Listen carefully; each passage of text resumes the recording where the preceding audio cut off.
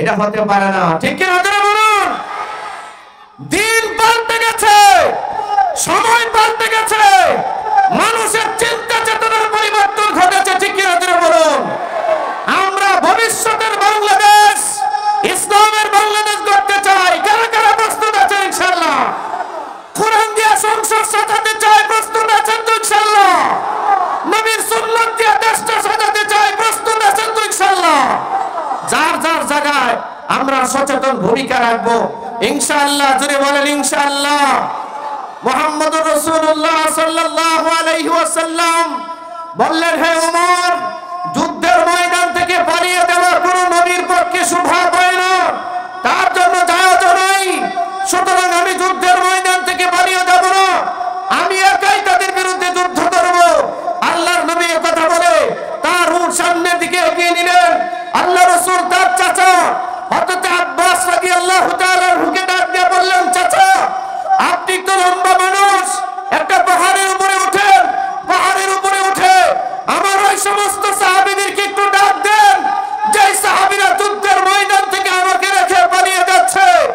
আপনি তাদেরকে ডাক দিয়ে বলেন, তারা তো ভাই আকাবায় আমার হাতে হাত রেখে শপথ করেছিল, তারা তো ভাই হাতে রিদওয়ানে আমার হাতে হাত রেখে শপথ করেছিল, আমাকে কখনো যুদ্ধের ময়দানে শত্রুর সামনে একা রেখে পালিয়ে যাবে না।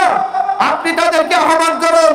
হযরত আব্বাস রাদিয়াল্লাহু তাআলা আনহু একটা পাহাড়ের উপরে উঠে সমস্ত সাহাবীদেরকে ডাক দিয়ে বললেন, হে বিশ্বনবীর সাহাবীরা, হে সাইয়্যিদুল মুরসালিনের সাহাবীরা, তোমরা যারা বাইআত রিদওয়ানে নবীর হাতে হাত রেখে ওয়াদা করেছিলে, তোমরা যারা বাইআত আকাবায় আল্লাহর নবীর হাতে হাত রেখে শপথ করে বলেছিলে, ইয়া রাসূলুল্লাহ, প্রয়োজনে নিজেদের জীবন বিলীন করব, তারপরে আপনাকে একা রেখে যুদ্ধের ময়দান থেকে পালাবো না। আপনারা কে কোথায় আছেন সবাই ফিরে আসুন। ডাক দিতে দেরি, সব সাহাবীদের কানে আল্লাহ আওয়াজ পৌঁছায় দিয়েছে। 100 কিলোমিটার বেগে দৌড়তেছে, জায়গা হার্ট ব্রেক করছে, যুদ্ধের মোড় ঘুরে গেছে।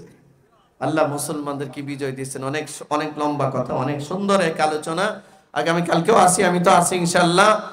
আমার ভাই চলে আসছেন, আমার ভাই এখন আলোচনা করবেন। আল্লামা খালেদ সাইফুল্লাহ আইয়ুবী হাফিজাহুল্লাহ। হয়তো নবীনগর চিনেন, এখানে তো এই রাস্তায় তো জ্যাম, এই কারণে আসতে একটু দেরি হচ্ছে।